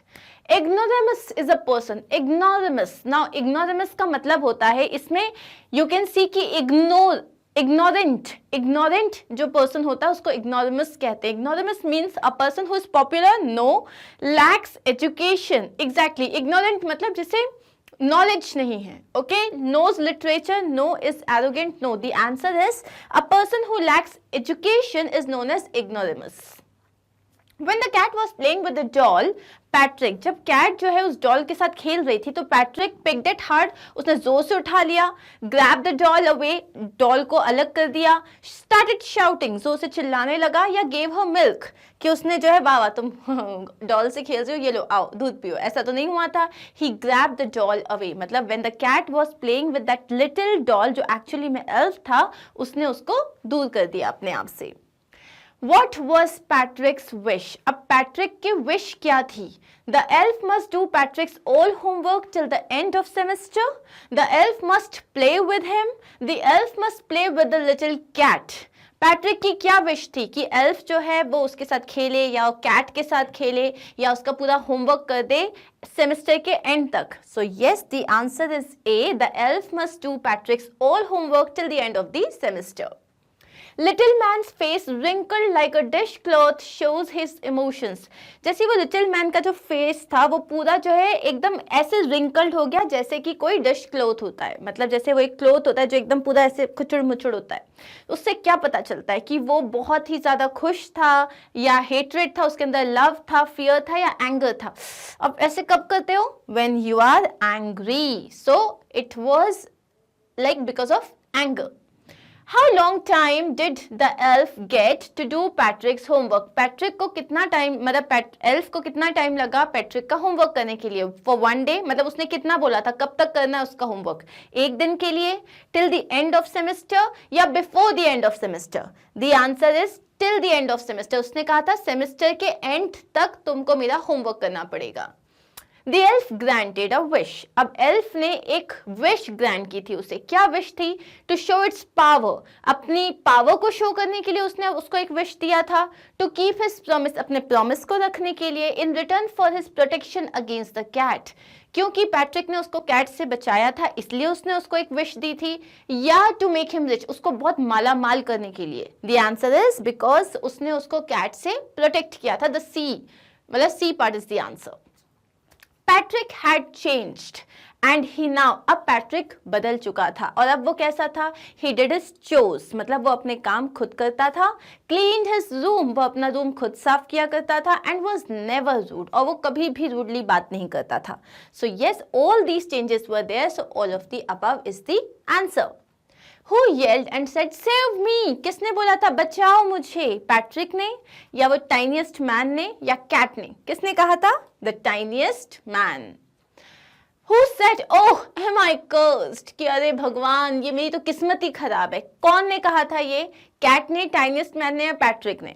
The answer is tiniest man. कब कहा था उसने? जब पैट्रिक ने कहा ठीक है मेरी एक विश ये है कि तुम मेरा होमवर्क करोगे, तब उसने कहा था कि यार मेरी तो किस्मत ही खराब है. Am I cursed?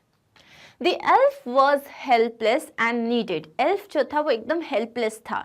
And he needed what? उसे क्या चाहिए था? Rest, educational help, practice before working और money. क्या चाहिए था? अब elf जो था उसको नहीं आता था addition, subtraction, math, science, ये सब नहीं आता था उसको. तब उसको क्या चाहिए थी? Educational help चाहिए थी. मतलब he needed Patrick to teach it कि वो किस तरीके से जो है addition करे, subtraction करे, division करे. Next is the phrasal verb staying up nights means, for example, I say that, you know what, before my exam, since I had to revise everything, I stayed up all night. Stayed up all night का मतलब होता है सारी रात जागना. Staying up nights, I have stayed up nights, मतलब मैं रातों रात जागा हूँ. So he stayed at night, remained awake at night, living up nights या night stay. So इसका आंसर हो जाएगा B, रात भर जागना. Next is, what is the meaning of the word chores? इसको कोर्स नहीं कहते, इसे chores कहते हैं. जो आपके डेली के यूजुअल वर्क होते हैं उसे आप chores कहते हो. जैसे कि let's talk about our mom.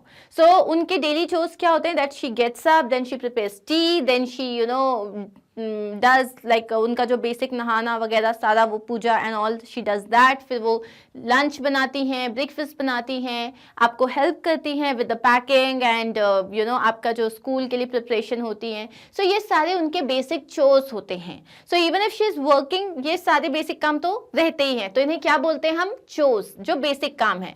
So a type of sport is it a type of sport? कोई गेम है ये? No. Work that must be done every day it's it's boring. मतलब एक काम जो आपको रोज ही करना होता है, जैसे आपको if you have to go to school you have to pack your bag, it is your daily chore. Okay, work done on a special day? No, the answer is B. The little man needed Patrick's help. अब little man को Patrick की help किस में चाहिए थी? Maths में, history में, science में या सब में? What is the answer? All of the above. उसे कुछ नहीं आता था. Who wondered that what had happened to Patrick? कुछ लोगों ने मतलब जब पैट्रिक में ये चेंज देखा तो किसने सोचा कि भैया ये पैट्रिक को हुआ क्या है? उसके टीचर्स ने, उसके फ्रेंड या क्लासमेट्स ने, उसके पेरेंट्स ने या नेबर्स ने? सबसे पहले किसको पता चलता है जब आपके अंदर चेंज आता है? आपके पेरेंट्स को. The answer is his parents. कि ये बिना बोले होमवर्क कर रहा है, इसके मार्क्स अच्छे आ रहे हैं, सो दे वर लाइक इसको हुआ क्या है. On which day the elf was free to go? कौन से दिन elf जो था वो जाने के लिए फ्री हो गया? First day of the school, holiday of school, last day of school या लास्ट सैटरडे? जब सेमेस्टर खत्म हुआ था, इसका मतलब last day of school.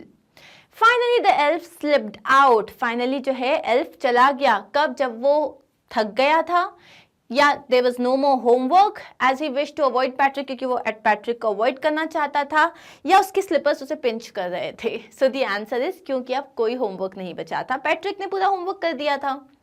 The writer emphasises. यहाँ हमें जो राइटर है वो क्या बताते हैं? That parents should help their children. मतलब माँ बाप को अपने बच्चों की मदद करनी चाहिए. Work is worship. कर्म ही पूजा है. या student should be model kids. Students जो होते हैं उनको एक मॉडल किड बनना चाहिए जिसको बाकी लोग देख के सोचे नहीं हमें एक ऐसा स्टूडेंट बनना है. Student should watch discovery channel. या स्टूडेंट्स को डिस्कवरी चैनल देखना चाहिए. What is the answer? The answer is students जो होते हैं उन्हें मॉडल किड्स बनना चाहिए ताकि लोग उनको देख के इन्फ्लुएंस हो सकें. When Patrick grabbed the little doll, what did he see in surprise? जब पैट्रिक ने उस छोटी सी डॉल को देखा तो वो एकदम से सरप्राइज हो गया था. क्यों? क्या देखा उसने? It was a big doll. कि वो एक बहुत बड़ी डॉल थी? No, it was a small teddy bear. वो एक छोटा सा टेडी बेयर था? No, it was a man of the tiniest size. वो एक बहुत छोटा सा आदमी था. So next is Patrick thought that this his cat was playing with. Initially जब दूर से पैट्रिक ने देखा तो उसे लगा उसकी जो कैट है वो किससे खेल रही है? एक बॉल से, बास्केट से, लिड से? No, the answer is doll. Number of days in the semester. एक सेमेस्टर में उन्होंने कितने दिन बताए थे? चैप्टर में वी हैव रेड इट. 20, 30, 35 या 40? The answer is 35 days. If the man did a good enough job. अगर उसने एक अच्छा काम किया तो पैट्रिक को, मतलब if the man here we are talking about Patrick, कि पैट्रिक ने अगर अच्छे से पढ़ाई की तो क्या होगा? उसको बी आ सकते हैं या प्राइज मिलेगा, या उसको हर सब्जेक्ट में ए ग्रेड आ सकती है. द आंसर इज उसे हर सब्जेक्ट में ए ग्रेड आ सकती है. Patrick played dash instead of doing homework. Patrick क्या खेला करता था instead of doing homework? Hockey, basketball and video games. That's the answer. The meaning of slightly. वो स्लाइली गया था. स्लाइली का मतलब होता है सीक्रेटिवली, धीरे से, बिना किसी को बताए. The homework of Patrick. अब पैट्रिक का होमवर्क किसने किया? एल्फ ने किया था? पेरेंट्स ने किया था? नहीं, पैट्रिक ने खुद किया था. In the house there are many. House में बहुत सारे क्या होते हैं? रूम्स या चिमनीज, डोर्स या पीपल. सो बेसिकली जब आप अगर अपनी पोम पढ़ोगे तो उसमें जो फर्स्ट स्टैंजा में है उसमें लिखा हुआ है that we have a lot of doors. Okay, आप ये मत बोलना मैम रूम्स भी होते हैं, लोग भी होते हैं, but as per the poem the answer is doors. Who is the poet of the poem a house a home. कौन है इस पोम का poet? So the answer is A. Lorraine M Halli. A house is built. एक house जो बनाया जाता है वो व्हाइट मार्बल का बनाया जाता है, होम लोन लेके बनाया जाता है, brick, stone, wood and iron का बनाया जाता है, या लेक के पास में बनाया जाता है. आप कहीं पे भी बनाओ, but the basic ingredients, basic जो मटेरियल चाहिए होता है वो क्या है? Bricks, stone, wood and iron. The type of wood is. जो इसमें वुड यूज होता है, क्या आप सॉफ्ट वुड यूज करते हो, मेल्टेड वुड यूज करते हो, या हार्ड वुड यूज करोगे? Obviously the answer is hard wood. The word stucco means the same as. ये जो वर्ड स्टको जो उसमें यूज किया गया है आपकी पोम में, इसका मतलब होता है प्लास्टर. जो आप जो हो प्लास्टर लगाते हो when you are creating, like when you are making that concrete building, उसको ही बोलते हैं stucco. Next is according to the poet a house is, poet के हिसाब से हाउस क्या होता है? Different from a home, same as home, only brick and stone या only furniture? It is different from a home, क्योंकि house क्या होता है? हाउस मतलब मकान, लेकिन वो घर कब बनता है? जब उसमें बहुत सारे लोग रहते हैं जो एक दूसरे का ख्याल रखते हैं, एक दूसरे से प्यार करते हैं। A real home is made up of, एक जो रियल होम होता है वो किस चीज का बना होता है? टाइल्ड फ्लोर्स, ग्लासवेयर, हैप्पीनेस या loving family? It is made up of a loving family. Okay, what does a home give us, एक घर हमें क्या देता है? कंफर्ट देता है, पीस देता है, बोथ ए एंड बी और नन ऑफ दीज? आप जब अपने घर में हो तो यू फील कंफर्टेबल? यस। क्या वो आपको शांति देता है? यस। ऑफ कोर्स अगर आपने कुछ गड़बड़ करी और अगर मम्मी से डांट खा रहे हो तो आपको कोई शांति नहीं मिलेगी, but apart from that a home gives us comfort and peace, so answer is both A and B. What is a home? Basically एक होम क्या होता है? It is a house made of stone and brick, क्या वो एक मकान होता है जो स्टोन और ब्रिक का बना होता है? It is family living under the same roof, क्या ये एक फैमिली होती है जो एक छत के नीचे रहती है? It is a family whose members are loving and caring, ये एक ऐसी फैमिली होती है जिसके लोग जो होते हैं, जिसमें परिवार के जो लोग होते हैं वो बहुत ज्यादा प्यार करने वाले और ख्याल रखने वाले होते हैं, या नन ऑफ दिस? क्या होता है घर? हम कहते हैं it is a family whose members are loving and caring. The members of a family work, अब जो मेंबर्स होते हैं एक फैमिली के वो कैसे काम करते हैं? एक उसको एक बहुत बड़ा महल बनाने के लिए, या बहुत सारा पैसा कमाने के लिए, या एक दूसरे की खुशी के लिए, या शांति रखने के लिए? The answer is they work एक दूसरे की खुशी के लिए। If your father is working, he is working so that you can live a comfortable life, so that आपको जो है बहुत सारा कंफर्ट मिले, एक अच्छी एजुकेशन मिले, एक अच्छा फ्यूचर मिले, एक सेफ फ्यूचर मिले। Similarly when your mother is working, she is preparing food, she is working out so that you can again be comfortable and live a good present as well as have a good future. तो इसीलिए वो लोग एक दूसरे की happiness के लिए काम करते हैं। Why do the member of family care for one another? ये जो एक फैमिली के जो लोग होते हैं वो एक दूसरे का ख्याल क्यों रखते हैं? Because they are dependent on the other. क्यों? क्योंकि वो दूसरे पे डिपेंडेंट है, क्योंकि हम मम्मी का ख्याल नहीं रखा तो खाना नहीं बनाएगी तो हम खाएंगे क्या? ऐसा कुछ होता है? Because they are kind and unselfish, क्योंकि वो लोग बहुत काइंड होते हैं और वो लोग अनसेल्फिश होते हैं, वो एक दूसरे का ख्याल रखना जानते हैं। Because they have blood relation, भैया ब्लड का रिलेशन है इसलिए साथ रहते हैं, ऐसा कुछ होता है? या बिकॉज वो लोग साथ रहते हैं इसलिए एक दूसरे का ख्याल रखते हैं? नो, द आंसर इज कि जो एक फैमिली में your parents, your sister, they are all selfish and unselfish and kind.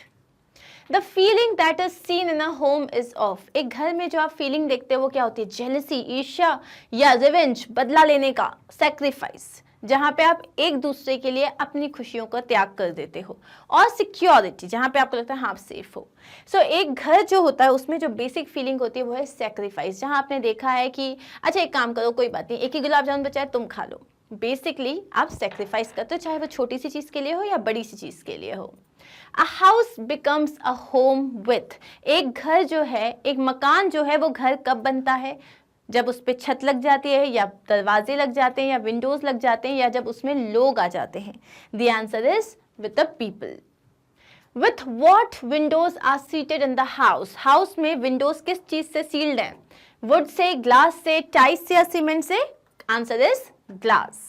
Find the rhyming word of floors, floor का राइमिंग वर्ड क्या हो जाएगा? Doors, right? Answer is doors. And that is it. Here we are done with the MCQs of this small little poem as well. Understood? कोई भी doubt होते हैं तो you can ask me in the comment section. Thank you so much. आपको ये सारे videos मिल जाएंगे magnet brains की वेबसाइट पे, यूट्यूब पे of course you can find them, but easy way है मैग्नेट ब्रेन्स की website where you only have to select the class. It is there on the home page. Class पे click करते ही आपको पास subjects आ जाएंगे, आप subject पे click करोगे, then you will have chapter wise videos. जिस भी चैप्टर की एक्सप्लेनेशन, समरी या क्वेश्चन आंसर्स या MCQs देखने आप उस पर क्लिक करो and your video will start. So that is it. Thank you so much once again. Do not forget to like, share and subscribe. Bye.